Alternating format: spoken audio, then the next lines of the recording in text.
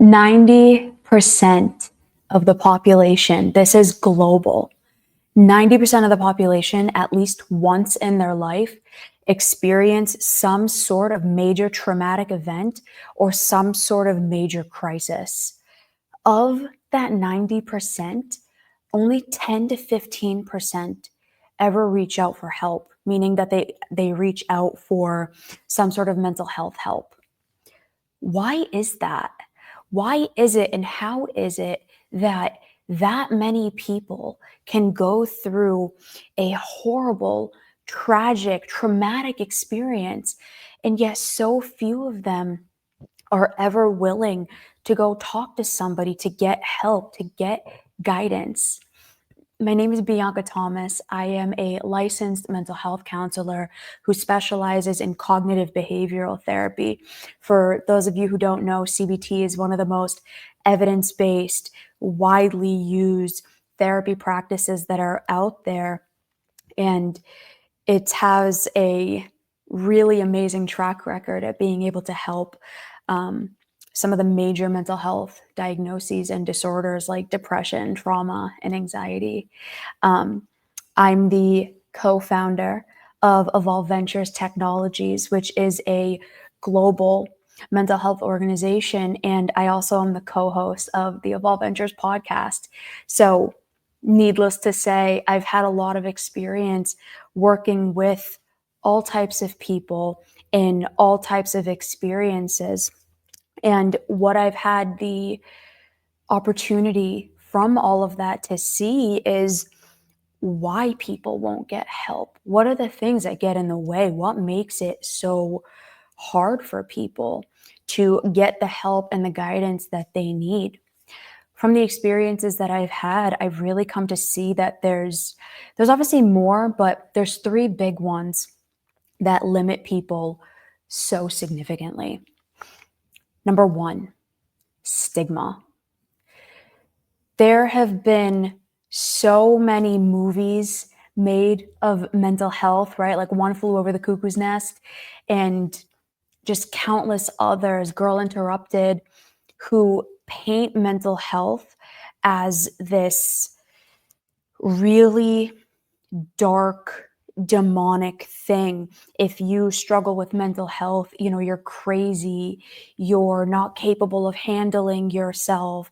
We used to think of mental health, going to see a mental health counselor, as having your head shrunk. There's been a lot of stigma around mental health because if you're somebody who ever had to go ask someone else to fix your shit, basically, which is what the narrative was, there was something wrong with you. So you're either crazy or you're incapable of handling your own problems.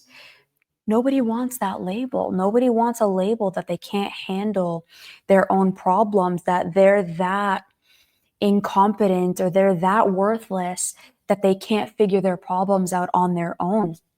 That has led so many people to be like, you know what? I'm good. I'll deal with it on my own. And if not, I'll just drown myself in substances, or I'll smoke, or I'll scroll through social media so that I don't have to deal with it. One of the other biggest things that I've seen from that stigma and from just so many other dynamics is this really significant sense of fear. We're terrified of talking to people about the things that are going on with us. Number one, because we don't want to be seen as incompetent. We don't want to be seen as incapable, that we can't handle our problems on our own.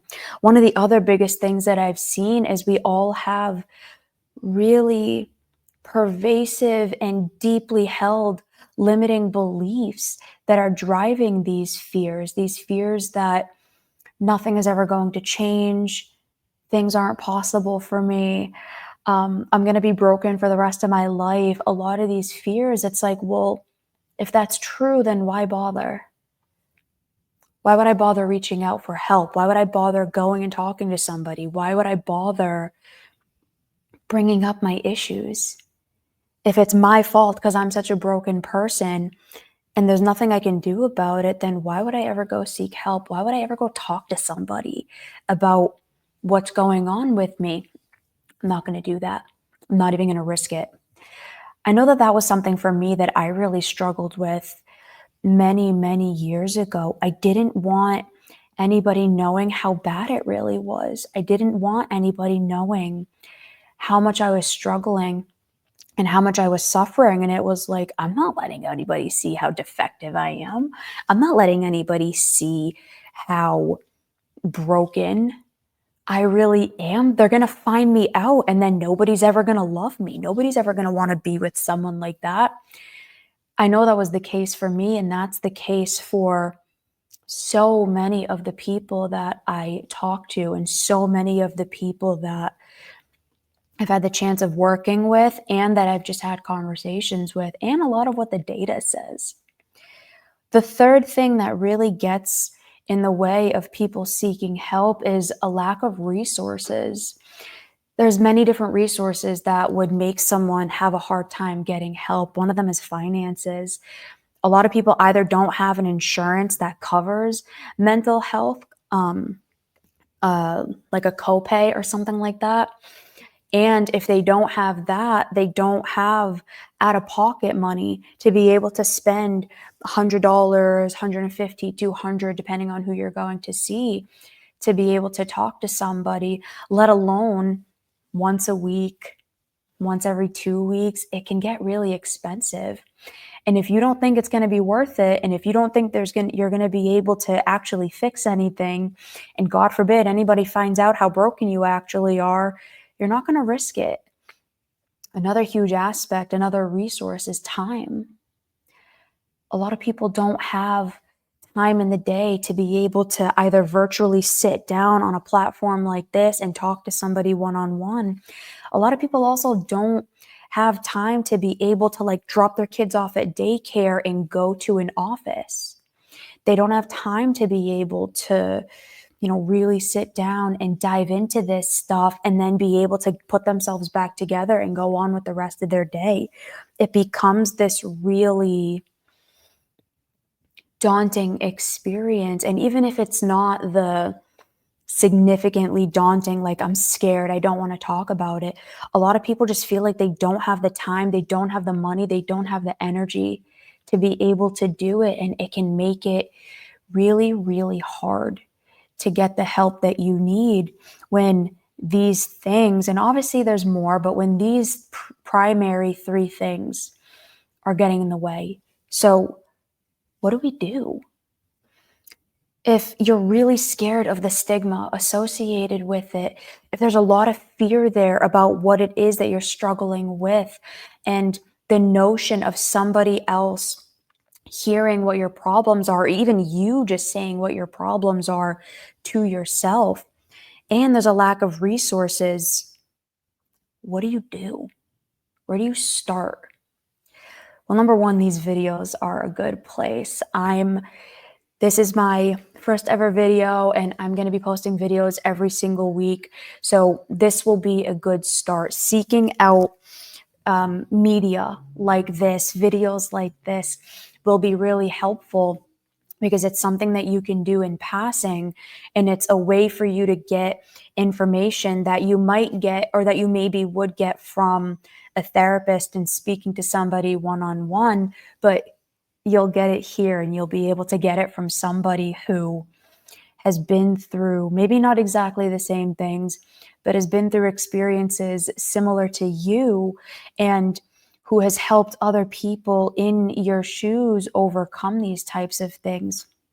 One of the things that I also recommend to a lot of my clients, and something that I'll recommend here too, is talk to people who have gotten counseling.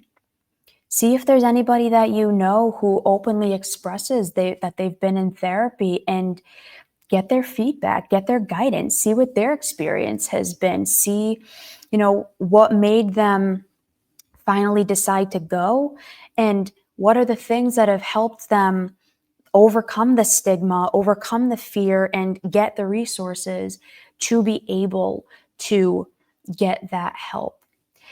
If you're somebody who has been struggling, if you're somebody who maybe you're ready to identify that you need help, number one, you're not alone. And I'm so glad that you stumbled on this video. We at Evolve Ventures, we offer a ton of services. There's a bunch of free services, and there's also paid services like one-on-one coaching, one-on-one therapy. We have a bunch of programs there. So if you are somebody who is ready to dive in a little bit deeper, all of the information is in the description below. And if you're maybe not ready yet, but you just want to see more content and more information, I'm going to have a bunch of videos that are going to be coming out, like I said, every Friday. These videos are going to be coming out. And on the Evolve Ventures page, which will also be in the link below, we have links to all of our podcast episodes and articles and a bunch of other free content that you can watch and get involved in or read, and it's completely free.